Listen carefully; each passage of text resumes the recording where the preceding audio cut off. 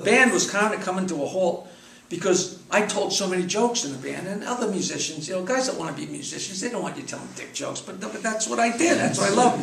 So we're telling jokes and playing songs. And the most common thing that people came up to us and said, "Are you guys playing songs to make up for the jokes, or you're telling jokes to make up for the songs?" Nobody knew.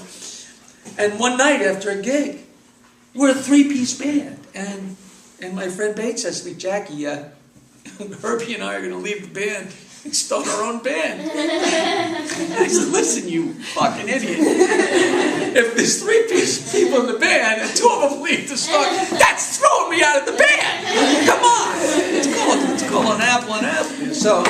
So then I started playing my guitar on stage, and for the first year I was a comedian. I would tell my jokes, but I had my guitar there. For the first year, I had my guitar around me the entire time. I wasn't singing. Like I'd play a chord and say, day after day, alone. I'd make a little parody, and I'd tell jokes, but the guitar was my blanket, Linus's blanket. And it wasn't until the East Side Comedy Club opened and I was hosting. And I went up and did a little of my show, and blah, blah, blah, and I took off the guitar. And then I had to run back up on the stage and say, "Thanks, that was Richie Minervini, here's Bob Nelson." And it would have made no sense to put on my guitar to say, "That was Richie Minervini, here's Bob Nelson." So I came up and did it without the guitar, and I was like, wow, that's cool, with not having that goddamn thing on. And then, it's what's so obvious became, So then slowly but surely I became such a loudmouth that the guitar wouldn't make its way into my act. And people think, well, you had the guitar there, why didn't you sing? They thought I was shortchanging them, so then the guitar started staying home. So slowly but surely, I still love to sing. And, like 2 years ago, I finally put out a music album with those songs that I wrote in the 70s. Because once it's in your blood, you don't have to be a good singer or a good songwriter to really, really love it. I mean, my heart was in it. It was like, if I could have got an E for effort, I'd have been a famous songwriter if it was just for effort. I spent a lot of time writing those bad songs, But the answer is yes, I still sing and I still love it. And it's a great thing. But it's a real hard thing to, Nancy got divorced, and the logical side of my brain is, you got to get a job. Are you out of your mind? What are you doing? Writing songs and trying to be an actress? You're 53. Are you an idiot? But the artistic side of my brain is like, go for it. You only live once. Of course do that. You know what I mean? It's always going to be the struggle. You want to eat, but you want to be an artist. And it's a very tough thing. The greatest joke in the world is the kids walk along with his father, and he says, "Daddy, I want to be a musician when I grow up." And his father says, "You can't do both." You know what I mean? It's like, musicians, performers, we're children. We're children. I got real lucky, But if you love it, you love it. A great story. When somebody comes, there's certain things that happen to you over and over. People say, well, how'd you start telling jokes? And eventually you go back in your mind and find out what happened in your childhood, so you have an answer. Because people get sick of interviewing you. When did you hear your first joke? I don't know. I don't remember. So, And I swear to God, I was thinking of something, and it went right out of my head. You and I were talking about that before we came up, like the prankster in the class. I don't know if that's what you were saying. Oh yeah, no. But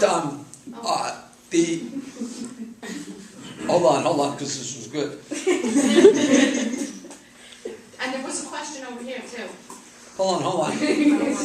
It's gonna bother you. No, because it bordered on important.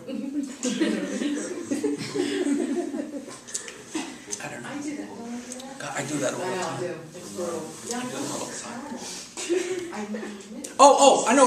So, all the time people come up and say, "Jackie, I want to be a comedian. What should I do?" And I say, "Give up." Don't even think about it. Which sounds rude. But it's very calculated. I've been doing it my whole life, ever since I was a comic. Because this is part of the thing of, if you want to be a musician, you want to be an artist, it's real hard. It's real hard to make a few dollars. So if you come up to me and say, "Jackie, I want to be a comedian," and I say, "Give up," you haven't got a chance. If that's enough to make you say, "Oh, I guess I won't," then fuck you. You haven't got a prayer. Because it is so hard. If me just saying stop is enough to stop you, forget about it. So I'd always say, give up. And I read in Cindy Adams' column a couple months ago, Matt Damon said, "Oh yeah, people come up to me and say, I want to be an actor." And I always say, don't bother. You haven't got a chance.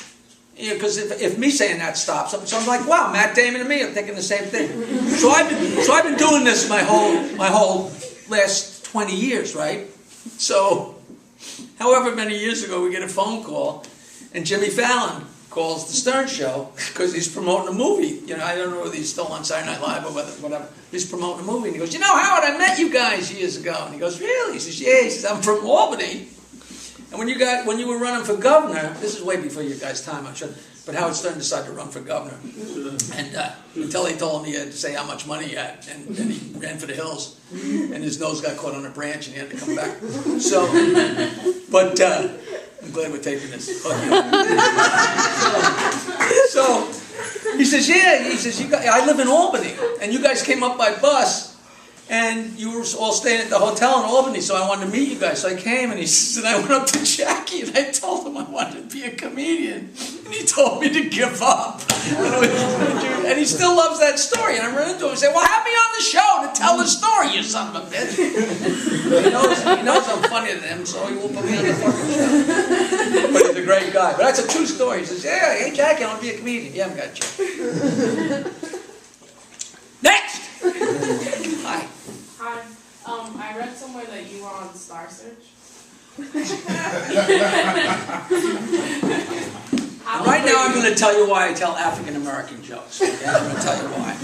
I was on Star Search, and not the first year. The first year they took all the young up-and-coming guys, and then and girls, and pretty soon they ran out of good, very young people. So they expanded a little bit, and Claudia McMahon, Ed McMahon's daughter, Ed McMahon was, ho, Johnny, ho, ho, ho. Well, I don't know if you know who that is.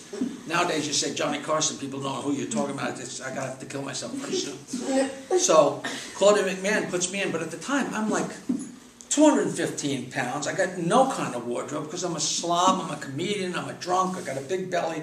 I look like the last thing from an up-and-coming anything. But I was pretty funny. So I'm on Star Search going against this guy whose name was Steve O. There's a Steve O now, I guess it's very famous, but this was not Steve O. It's another Steve O. And